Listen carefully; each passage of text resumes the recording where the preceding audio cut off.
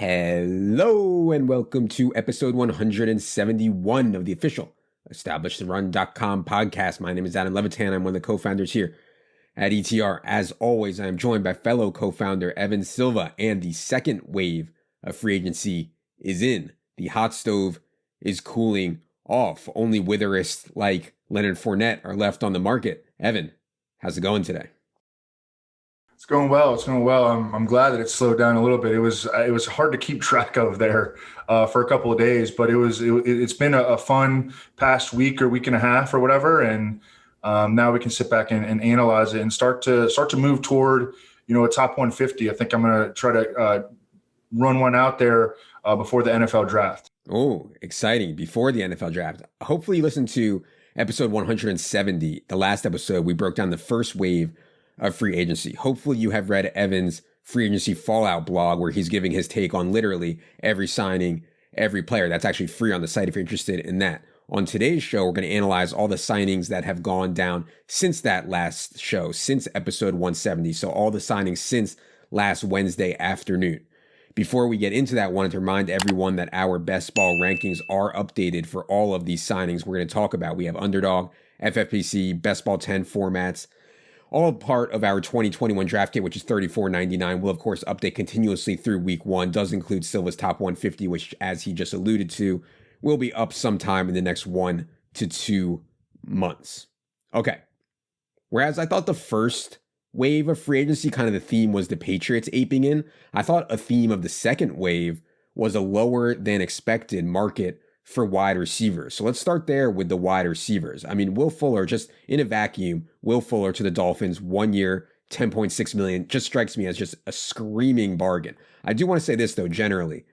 Due to COVID impacted revenues in 2020, the salary cap, the NFL salary cap this year is actually lower than last, significantly. It will balloon next offseason, and then it'll spike even more in the years following thanks to new TV network deals. So I guess what I'm saying is that instead of signing a long-term deal now for Will Fuller, well, if you sign a 1-year deal, you stay healthy, you play well in 2021, we can get a much, much, much bigger deal when the salary cap goes up in 2023. But all that said, I think we both think Will Fuller is a true difference maker. He stayed healthy last year, was one of the best wide receivers in the NFL before he got popped for PEDs. What did you think of this Will Fuller to the Dolphins signing?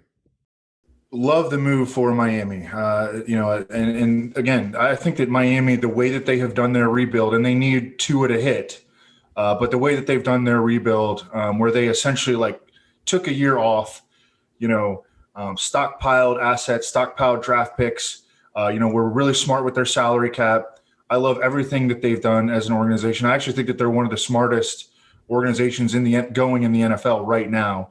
And I thought that this was a tremendous signing. Whether this is going to be a high impact fantasy signing, I think remains to be seen, because we did not see Tua Tagovailoa, as an aggressive vertical passer during his rookie season. We did see him be a pretty aggressive downfield passer when he was at Alabama with Henry Ruggs and Jerry Jeudy and, the slew of first round receivers that they had there.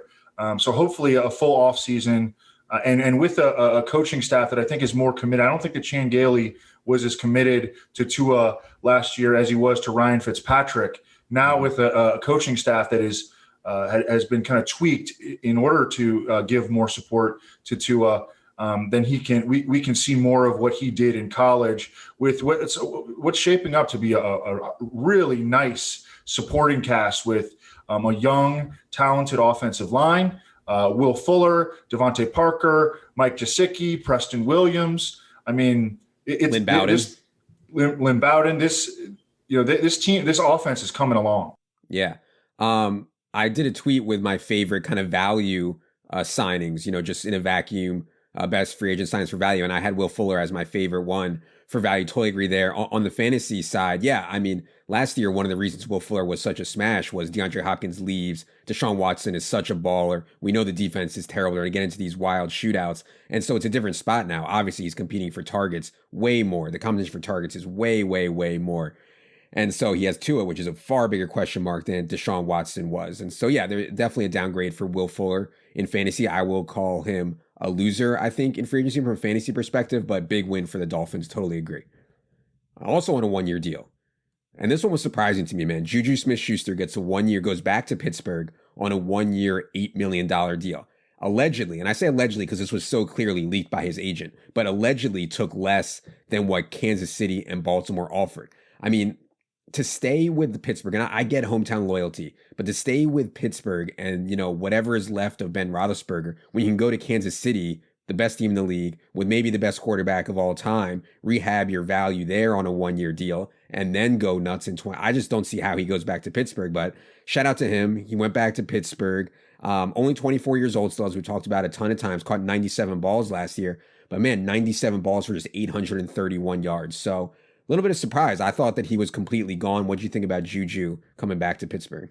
Yeah, the beat writers in Pittsburgh, Ed Bouchette in particular of the Pittsburgh Post-Gazette, he had been convinced all along, and Ed Bouchette knows everything about the Steelers.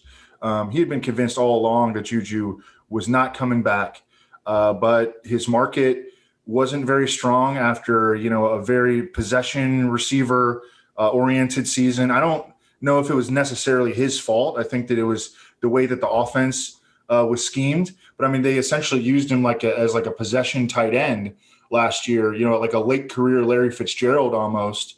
And I wonder if he did receive some assurances because they changed out their offensive coordinator. They moved on from Randy Fichtner. They're moving on to Matt Canada. I wonder if Juju received some assurances that they might throw him the ball downfield a little bit more this year. At the same time, like Ben didn't show that capability down the stretch last season.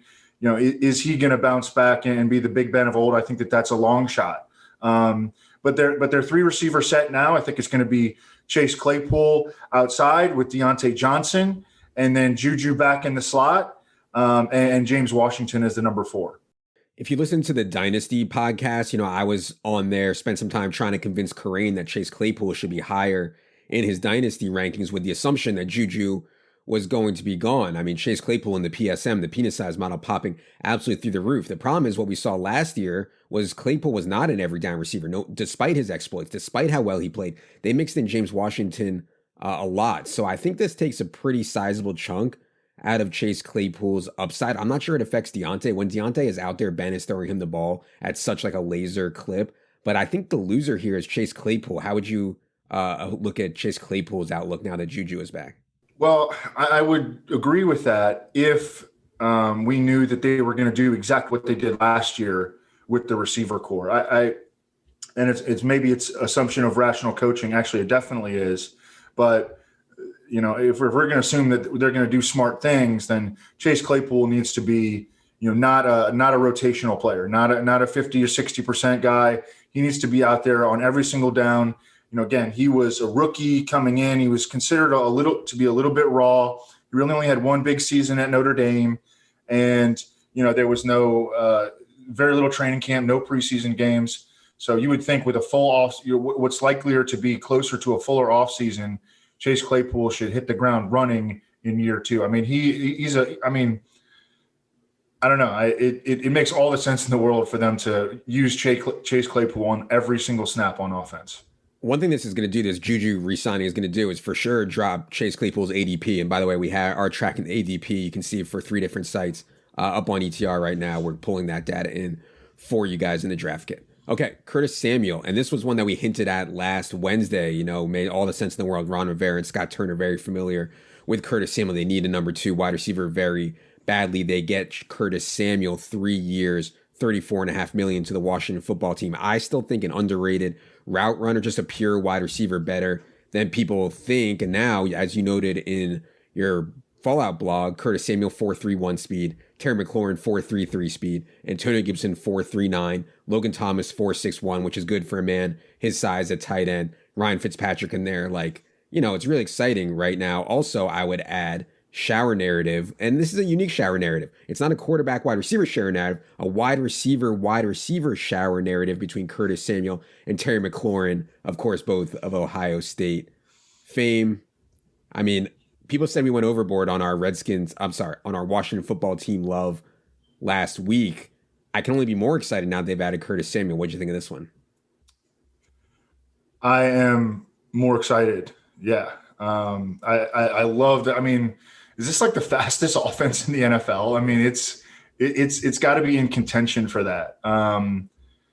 Curtis Samuel, as you mentioned, in 2019, he was used as a high ADOT true wide receiver. That he was, a little bit more of a manufactured touch player this past season. Christian McCaffrey was out, and Curtis Samuel was getting 3, 4, 5 rushing attempts per game. So there's a lot that you can do with him. Scott Turner knows that. He's he can be a true receiver. He can be a manufactured touch player. The same goes for Antonio Gibson.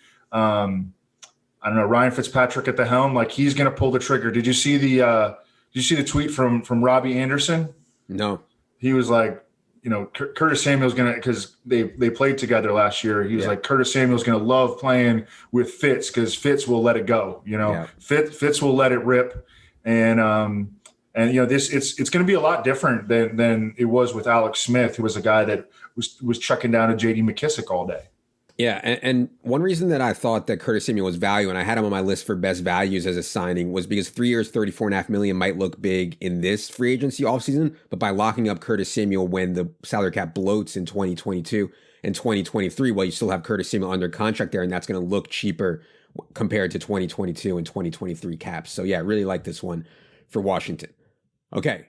I don't know who the Giants were bidding against because this came in late. I mean, everybody was pretty much already gone. A lot of teams had already spent all their money, like the Packers or whoever. They didn't have the money for Kenny Golladay. So I don't know who the Giants were bidding against, but they end up giving Kenny Golladay 4 years, $72 million, 27 years old. He'll be 28 in November, relatively old-ish for a 4-year deal. That said, I think Kenny Golladay is an awesome, awesome player. And now, Daniel Jones has no excuses other than, of course, Jason Garrett coaching on offensive line play, which I guess are excuses, but from weaponry, Saquon, Golladay, Slayton, Shepard, Evan Ingram, Kyle Rudolph. It's exciting time to be a Giants fan, at least offensively. What did you think of this deal that the Giants did with Kenny Golladay? I think the Giants have had a good offseason. They've been very, very aggressive. They should be. Their quarterback took a step back in his second NFL season, and that's always scary, because typically quarterbacks make the biggest leap from year 1 to year 2. And that did not happen with Daniel Jones. So I think that they're doing the right thing. Their offensive line did improve down the stretch last year after they fired Mark Colombo after that fight with Joe Judge. Mm-hmm. They've got a lot of talent returning on paper at the skill positions. Saquon Barkley, and he didn't, he suffered that ACL injury very early last season. So he's going to have almost a full year of rehab when week 1 rolls around. Evan Ingram and Kyle Rudolph give them a lot of versatility in terms of, what they can do with personnel packages. Darius Slayton now, he was stretched as the number 1 vertical receiver for the Giants last year. He doesn't have to be that guy anymore. And I do think that he is a starting caliber talent in this league. And then Sterling Shepard has always been better in the slot. That's where he's going to play now with Golladay and Darius Slayton outside. So I think that, as much, crap as we've given Dave Gettleman over the years, I think that he is setting his quarterback up to succeed the best that he can. Yeah, it's exciting for Daniel Jones. The concern, of course, is offensive line. Daniel Jones has been so skittish in the pocket and so turnover prone. He needs better offensive line play. I'm curious, how would you compare Kenny Galladay's fantasy outlook in Detroit versus New York? We know he wasn't going to have Stafford either way. If he had gone back to Detroit, it would have been with Goff. How would you compare it? And the target competition, though, in Detroit would have been like nothing. Now with the Giants, it's a lot more. What do you think there? Oh, the Lions are looking at a starting 1-2 receiver core of Tyrell Williams and Rashod Perryman. Which we're going to talk about in a minute here, yep. Yeah. That is – I guess they are doing a tank. We started the offseason saying I think that they need to do a tank. Maybe they are kind of doing a tank. Yeah. But either way, I think it's going to be up and down for Golladay. I don't think that he's going to be an 80 reception guy. I think he's going to give us some big plays – over the course of the season and some big games maybe. But there are a lot of dudes there to catch the football, and we don't know how efficient they're going to be from Daniel Jones' perspective. They could play slow under Jason Garrett. It's not a great fantasy situation, I don't think, for any of the guys maybe with the exception of Saquon and maybe us, a little Sterling Shepard. Yep. Okay. Let's get to some running backs. This one shocked me, man. I thought this was probably the worst signing in all of free agency was Kenyan Drake going to the Las Vegas Raiders. I mean, you use a first-round pick on Josh Jacobs just 2 years ago, and then you say, well, I'm also going to go give Kenyan Drake $11 million guaranteed. You know, I mean, like, for what? Like, you could get so many guys off the street for less, for bare minimum, and, you know, sprinkle them in behind Josh Jacobs. I think Josh Jacobs can play. You don't need to give Kenyan Drake $11 million guaranteed. They also, weaken their offensive line in this offseason. So we were already really low on Josh Jacobs. We talked about before. After this Kenyan Drake signing, we dropped him even further. We now have Josh Jacobs as the RB17, 39th overall in our best ball rankings. But just from a team building perspective, just seems insane to give Kenyan Drake $11 million guaranteed. What do you think of this one? Yeah, and then as you say, weaken their offensive line. They traded Gabe Jackson. They cut Rodney Hudson. They're going to replace him with Andre James, who has one career start. I mean, this must be the evaluation of Tom Cable, a guy who has been an offensive line coach in the league for a very long time, but a guy that has not had very much success being an offensive line coach. And now he is like handpicking, he's telling you, hey, we don't need Rodney Hudson. We can go with this Andre James guy who started one game in 2 years. That's a little bit scary. They also traded away Trent Brown to New England. Now, Trent Brown didn't play a whole lot last year, but when he was in the lineup, he was good. But they're going to be going with a lot of unknowns, and they're relying heavily again on Richie Incognito, which, geez, I mean, that can go any which way. Yeah. Their team build right now is head scratching, to say the least. And this is not a positive fantasy development for any of these guys in the backfield. Your offensive line is getting worse. Clearly Josh Jacobs couldn't practice last year. He was so banged up. The year before that, he ripped his arm to the point where he couldn't even get it out of his shoulder pads the year before. And they have just insisted on not featuring him in the passing game. Mm-hmm. Apparently that's what they're looking to Kenyan Drake for, which is weird after we just saw him lose all the passing game work in Arizona to Chase Edmonds. Just not a lot of stuff making sense here with the Raiders. And, but at least they've got John Gruden locked up for 7 more years. Yeah, and also the fallout from this, obviously, we'll talk about more going forward when we talk about winners and losers from veteran perspective. Chase Edmonds emerging as one of the biggest winners here. They just have nothing behind Chase Edmonds right now. We'll see what the Cardinals do in the draft.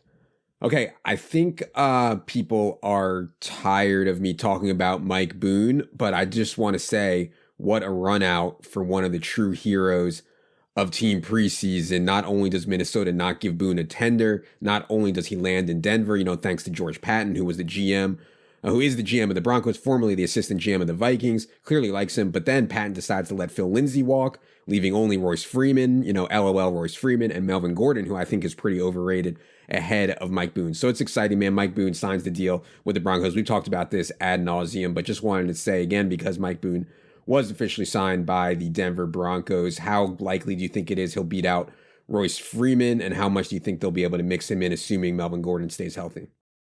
Yeah, I don't think he's going to have any problems holding off Royce Freeman. He's also a guy that can play special teams that'll keep him active on game days, even in the event that Royce Freeman does beat him out, though I don't think that he will. And then Melvin Gordon is another guy who, I guess in that video, they clipped me saying that Mike Boone is pretty much a replacement level back. Well, so is Melvin Gordon. So I think Mike Boone's got a shot. I mean, I don't think he's going to open up the season, of course, even if he outplays Melvin Gordon in training camp. I still think Melvin Gordon's going to be the week 1 starter, but I think that Melvin Gordon is not that difficult of a guy for Mike Boone to pass. Yeah, and I love that George Patton identified Mike Boone as a guy from the Vikings. I can come to Denver, acquire him cheaply, and play him right away. It's just he clearly has the support of the front office right now, which I think makes a lot of sense. Okay, I also mentioned Phil Lindsay was moving on. He signs with the Houston Texans. I mean, this Texans team, it's let's forget about Deshaun Watson with the off-field stuff for a second here with the sexual misconduct allegations. Just on the field, you should be trying to make Deshaun Watson happy in theory. Not like this, though, man. His receivers are Brandon Cooks, Randall Cobb, Kiki Kute. The tight ends are Akins and Pharaoh Brown. And then in free agency, they signed Mark Ingram, like ridiculous. They signed Phil Lindsay. They already have David Johnson. It's like their team looks really bad. And if I'm Deshaun Watson, like, not only do I not like the front office, but I don't even want to play with these guys on the team because they're going to suck bad, even though Deshaun Watson is awesome. So yeah, good. Philip Lindsay gets a landing spot. It's just hard to see him having much fantasy value here playing behind David Johnson. What do you think of Philip Lindsay signing with the Texans? I mean, he signed with an expansion team. This is an expansion team with the exception of Deshaun Watson, who, we don't know if he's going to be available to play anytime soon. So, but this is truly expansion level talent. Did you see the tweet from Daigle showing all their signings? Yeah. I mean, just a bunch of garbage. I mean, with all due respect to those players, like they didn't get anybody good. Like, and they signed a bunch of guys. We don't know who's running the show. Is it Jack Easterby? Is it Nick Cesario? They're doing things like cutting JJ Watt without even trying to get, any draft pick compensation whatsoever, just so they can get Rap Sheet to tweet out about how classy they are. This is a team an organization that has actually gotten worse from the Bill O'Brien era somehow, some way. Yeah, I'm curious to see what their win total is going to open up at, because as Evan alluded to, I mean, Deshaun Watson could be facing a suspension. We don't know yet. And so, I'm real curious what their win total is, or will open up at. Well, I would guess maybe 4.5. Yeah, I was going to say 5, but yeah, I mean, they're bad. But Deshaun can win games for them. But, if you bake in, whatever risk you have in it for however many games that he's going to be suspended, that's interesting too. I wonder if it might even be like 3.5. Like, I think the lowest I've ever seen is 4.5. I think the Jags last year were 4.5. Yeah. And the sharp bet was still to the under.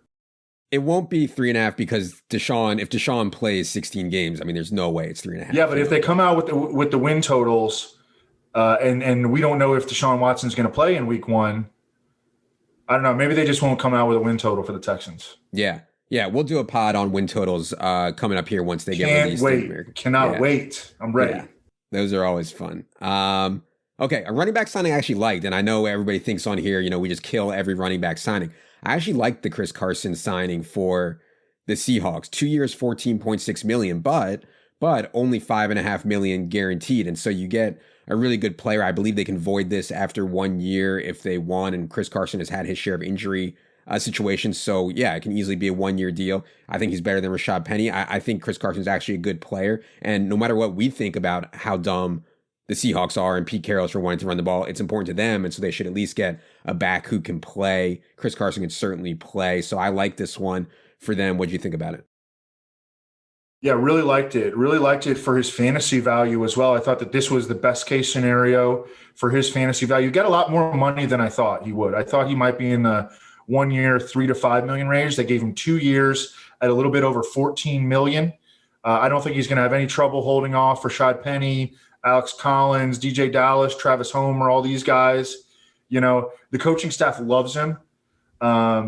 So I was very encouraged to see that the front office brought him back, because at the end of the day, they're the ones making the financial decisions, and bringing back Chris Carson at that level of pay.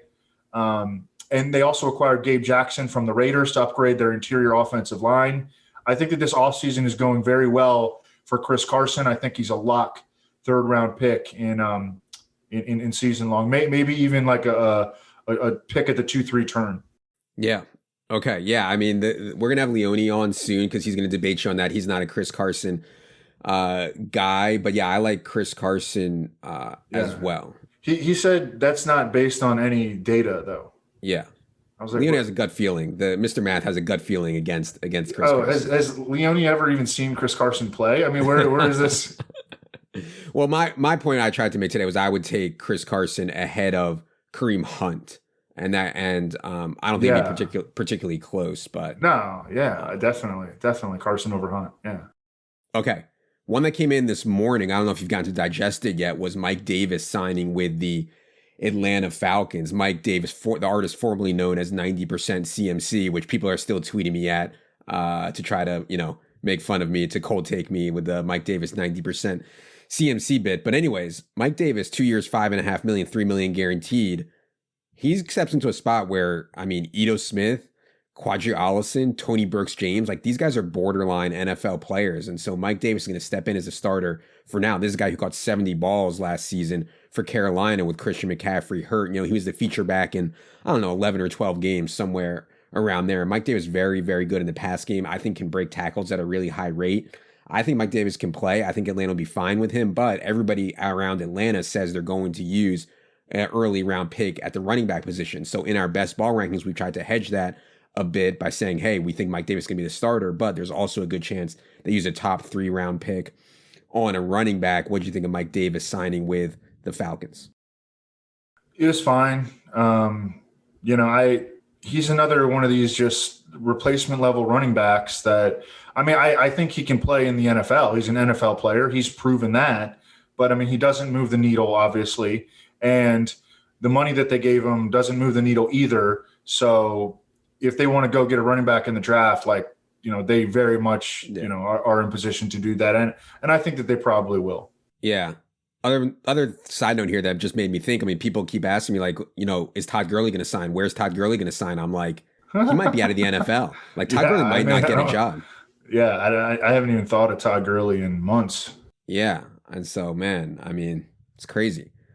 All right, let's get to some tight ends. So Jared Cook signs with the Chargers. I know everybody's just like waiting for me. Everybody's tweeting at me. They're waiting for me to tilt my face off because the Chargers added to their tight end room. Like, I must be missing something, you know, like Donald Parham, the Don of touchdowns, was the only tight end on the roster. Did we really think they were going to add no one? They were just we're going with a single, we're going to be the first team in the history of the NFL to have a single tight end room. No, of course they were going to add someone. So given what they could have done, they could have brought back Hunter Henry. They could have added Jonnu Smith. They could have traded for Zach Ertz. They could draft Kyle Pitts. But no, if all they do is add 34-year-old witherist Jared Cook, you know, to the room, I mean, come on, that's about as good as it gets for Don Parham. So, and I'd add on top of that Jared Cook wasn't even good last year. And the age model absolutely hates him. So yeah, where people were like, oh my God, it's over for Donald Parham because Jared Cook signed. To me, that's a bad take. I mean, this was about as good as it can get in terms of what the Chargers were going to do. They were never going to just say Donald Parham is going to be the only tight end we have on the roster. So yeah, I'm actually okay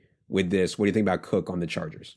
Yeah, my eyeball test of Jared Cook last year was that he started to look his age, especially in the second half. Now, their passing game in general, you know, wasn't as good because they didn't have Drew Brees, and when Drew Brees even was in there, they didn't have him for quite a bit of time, and even when he was in there, you know, he wasn't the old Drew Brees. You know, Taysom Hill, they pretty much installed an entirely different offense when Taysom Hill was in there, quarterback. Jared Cook, you know, he wasn't terrible on paper. He was 13th among 48 tight ends and yards per route run per Pro Football Focus, but he disappeared for long stretches. He only played 43% of the snaps, despite pretty much being healthy all year.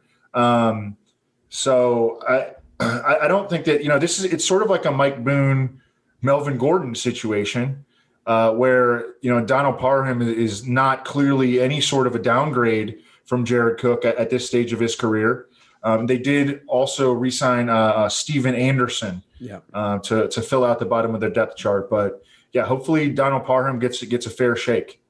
I think from what I've been reading, if we're being serious about Donald Parham, is that they're really concerned about him as a blocker. And so I think right out of the gate, he'll probably have a role, red zone, third downs and stuff like that. But he can get better as a blocker and try to earn more of an every down role. You know, I doubt he'll be more than a 30-40% snap kind of player out of the gate. Right. Jared Cook can't block either, though. Yeah, so, I know. That's the thing. It's kind of redundant. That's a problem. Right.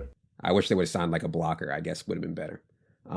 Okay, another tight end sighting that I actually did like was Gerald Everett going to Seattle. 1 year, $6 million for a 26-year-old Gerald Everett, former second-round pick of the Rams. You know, never really gotten like a full chance with the Rams, was always splitting time with Higbee or whoever else. Now he goes to Seattle, where they haven't used their tight end much in the past game. There's been speculation, which I thought was kind of weak speculation, and made a headline on Roto-World, which I thought was actually kind of weak, about Will Dissly entering the year as number one tight end. I think Gerald Everett is a better player than Will Dissly. Would expect Gerald Everett to beat out Will Dissly. What did you think of Everett and the Seahawks deal? I really liked it for Seattle, and I actually think it just reinforces Russ's point that this team needs to be a throw the ball team and not a run first team. And Gerald Everett is definitely not a blocker. He's a purely a receiving tight end. He's had big games in the past against Seattle that I'm sure endeared him a little bit to them. But I mean, Gerald Everett, I mean, he is an awesome athlete. Putting him in the same lineup with DK Metcalf and Tyler Lockett, and then bringing Disley for 2 tight end sets. I mean, they need to be a pass first team. Yeah.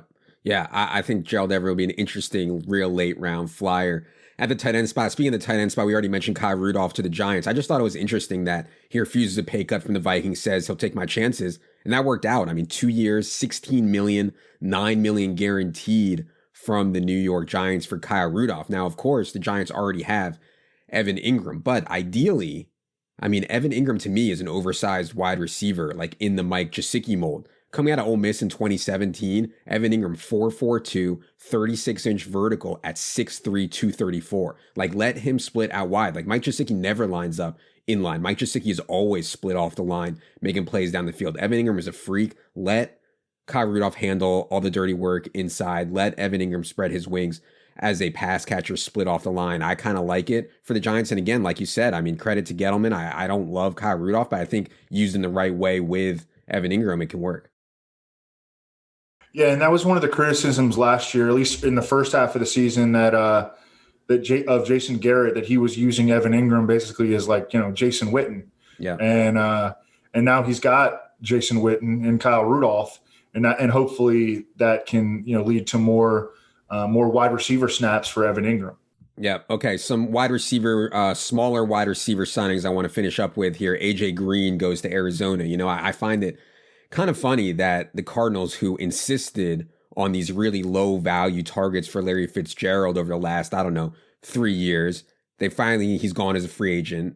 Or he's still a free agent. We don't know. Maybe he'll come back and like break the age model altogether. But they're like, oh man, Larry Fitz is gone. Let's go sign another dude who's so clearly over the hill. AJ Green is 32 years old, was one of the least efficient wide receivers in the NFL last season. And it was kind of striking because AJ Green was so bad, but T. Higgins and Tyler Boyd on the same team in the same situation were actually pretty good. And so one thing that I would say though, and I know you noted this, I think it's good for Christian Kirk. I mean, AJ Green on the outside, DeAndre Hopkins on the outside, Christian Kirk in what should be a productive slot spot. So yeah, I mean, AJ Green to the Cardinals, how'd that strike you? Yeah, I mean, I have to, admit that I'm sort of guilty of, trying to make Christian Kirk happen. Mm-hmm. But on paper, I always thought that he would end up as a slot receiver coming out of Texas A&M. That's how he best profiled. He's another one of these he's not small, but he's definitely not big. And he was a big time return specialist at Texas A&M, using that shiftiness, that agility between the numbers, and not using him as a high ADOT, deep threat like he pretty much was used last year. I mean, I think that this is going to be more optimal usage. They're just going to stick AJ Green on the outside. I'm sure he'll get single coverage and, from number 2 corners, and maybe, I mean, he can't possibly be worse than he was last year. 5 yards per target and 101st out of 112 wide receivers in yards per route run. Like, I mean, we're talking about like almost the worst receiver in the league. Right. He had 4 games where he had 0 yards. Yeah. Yeah. I mean, he can't be worse, but man, I would to find like an actual fountain of youth for AJ Green, that would really surprise me, especially with the fake sharp Cliff Kingsbury on the sticks. DeSean Jackson, speaking of old guys, 34-year-old DeSean Jackson. I mean, I like this for the Rams in theory. They need vertical speed. Cooper Kupp and Robert Woods aren't really deep threats. The question with DeSean Jackson is always, can he stay healthy? Only managed to play in 8 games out of the last 32 possible. Last 2 seasons, only been healthy for 8 games. And it's like, it wasn't like he blew out his ACL. I mean, he tore his hamstring or pulled his hamstring last year. He missed almost the entire season. That's what happens when you're 34 years old. But at least on paper, I think it's a pretty good signing for the Rams, even at 34 years old. What do you think of D-Jax? Oh, I loved it. And I saw how you were a little excited about it, in the Slack. And then, man, Dink just, puts the air out of the balloon with the fills a much needed IR slot. Great little line there. But And look, there's a lot of truth to that. DeSean Jackson has played 8 games over the past 2 seasons, but when he has been in there, all right, 11 yards per target. So, I mean, he can still play. I mean, I really have confidence saying that. And after they signed him, I sprinkled a little bit more on the Matthew Stafford 16-1 MVP. Okay. I love the way that this offense is coming together, by the way. They're bringing back, I think, every starter on the offensive line that got better last year. Like Goff to Stafford is a huge upgrade. Mm-hmm. Kupp and Woods back. Tyler Higbee spread his wings. DeSean Jackson. I mean, I think that we could see Sean McVay have his best offense that he's ever had this season with the Rams. Yeah. And Akers over Malcolm Brown, I mean, I think is a big improvement too. So, yeah, I mean, they definitely have a team. Tennessee Titans, they lose Corey Davis. They lose Jonnu Smith. Adam Humphries is still a free agent. They go out and sign Josh Reynolds, formerly of the Rams, who we just talked about. Josh Reynolds was often the number 3 wide receiver, number 4 wide receiver. I don't know. I don't really have a take on if he can play or not, but I do think it's a good fit for him on the Titans. There's a ton of volume that needs to be soaked up there. How efficient, or I guess how good do you think Josh Reynolds will be with Ryan Tannehill in this typically efficient Titans offense? Yeah, they're missing almost 50% of their targets from last year. Now, they're not a pass-heavy team, but, I mean, there's just an abundance of volume there available. First of all, how high is going to be too high to rank A.J. Brown this year? I mean, if we can be above ADP, which I feel like people are going to be on this, but if we can, I'm going to try to stay above ADP on A.J. Brown. That might prove difficult. But, I mean, hold on 1 sec here. I'll tell you. We have A.J. Brown as the wide receiver 7, 20th overall. And we're ahead of ADP by 2 spots. The guys we currently have ahead of A.J. Brown are Justin Jefferson, Calvin Ridley, DeAndre Hopkins, Steph Diggs, Tyreek Hill, Devontae Adams. All right. I mean, okay. So anyways, to answer your question, his ADP is around 20th, 21st, 22nd overall right now. Oh, man. I mean, all right. I think we're going to be able to be above ADP if that's any reflection of ADP. All right, good. I think that it's a nice little opportunity for Josh Reynolds, but I think that we're staring right at A.J. Brown right now. They're going to have to add another guy too. I mean, they are truly shorthanded at pass catcher. Not just wide receiver, but they need another tight end too. Yeah, they could bring Humphries back too. Again, like as I mentioned, he's still out there. Oh God, well I don't want that. That dude just takes empty targets away from actually good players. Yeah. There's still some wide receivers out there, by the way. If teams are interested, Antonio Brown remains out there, and there's still a few other guys out there. Lombardi Lenny at the running back position is out there. Alex Smith at quarterback. All right. Detroit, we mentioned it.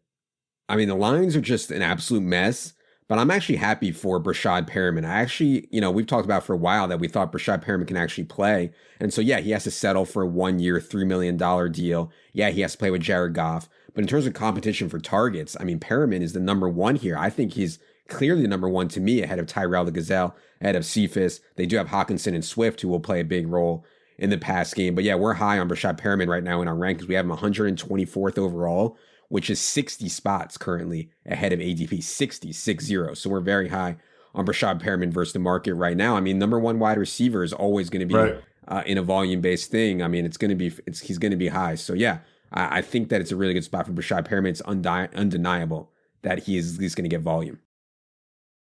Yeah, I mean, I think that, if I were to do a top 150 right now, you said Perryman's at 124. I would also have Tyrell in the top 150.